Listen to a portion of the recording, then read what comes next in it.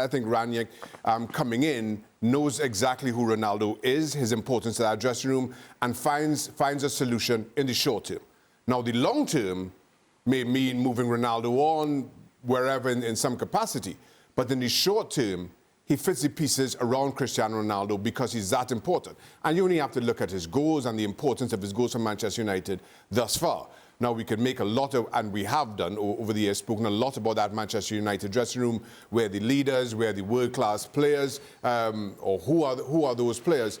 And Ronaldo, you have both. I'm not sure you can say that about too many others in terms of leadership and their quality. Rangnick figures the pieces out around him and then takes the summer or whoever is he hire to figure out what is to be done with Ronaldo long term. What do you think, Jules? I think the whole question is, does dropping Ronaldo make your team stronger or weaker? This is the question. I don't think Ralf Rangnick would go in and say, okay, my team would be worse without him or with him, I'll keep him or not. I would not have benched him against Chelsea. I fully expect him to start against Arsenal in a game that even if Rangnick is not on the bench physically, that would be his team for sure. And even if Carrick is still there to sort of manage it on the bench. But this is what he has to figure out, Rangnick, when he arrives. Is my team better with Ronaldo in the way I want him to play, but also the fact that he's United's best player with David De Gea this season? I don't think there's any debate on that. Yes, of course, he doesn't press as much as someone else, for example, or there's a lot of flaws in his game at his age, but he's still their best player, certainly outfield-wise. So he's got... And I don't think it's an easy one for him to work out if the team is stronger or weaker with or without Cristiano. Do we really think that Rangnick had absolutely nothing to do with this United side at the weekend? I don't. Because there were some strange things going on. I think it was Rangnick all over. Yeah. Had his fingerprints all over that, over the starting lineup and everything about the team. No, that's what I'm saying. Yeah, I'm agreeing with you. Yeah, because it makes no sense. Michael Carrick, I am assuming, number one, is going to be around United for the next foreseeable future. It makes no sense for him just to... If he wanted the job and he was trying to make a statement, then that's a great statement.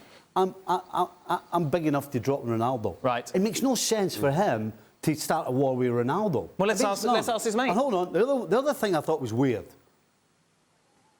All of a sudden, you've got Darren Fletcher on the sideline with an earpiece in, and he's coming off the bench. He's walking past Michael Carrick, who's supposed to be in charge right now. Right. Not even speaking to him, but starts barking orders to players.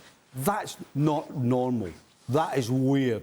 Considering he's never been on the bench before, as far as I know. He certainly hasn't been on the touchline, but he's got an earpiece in, he's ignoring Michael Carrick, and he's giving orders to players on the field. That's not right. Don, Stevie says your boy's just a puppet.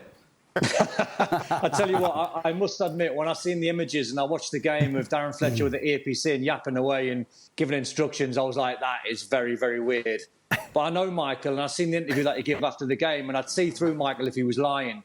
He's an honest guy, and I believe him. I do believe in what he's saying. I think the biggest contradiction... I think the biggest contradiction of the whole lot is when you ask Jan about Ralf Rangnick and his style, is Ralf Rangnick going to ask Ronaldo, Pogba and Bruno Fernandes to turn into pressing players?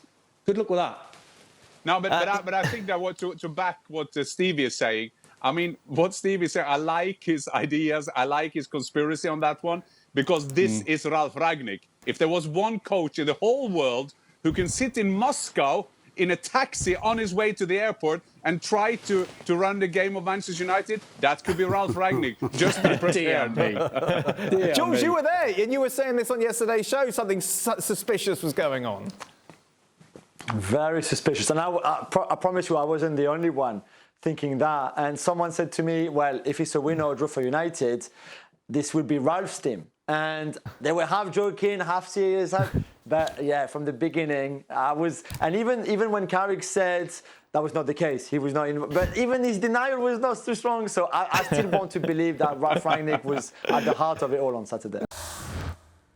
Thanks so much for watching ESPN on YouTube. And for more sports highlights and analysis, be sure to download the ESPN app. And for premium content and live streaming, subscribe to ESPN+.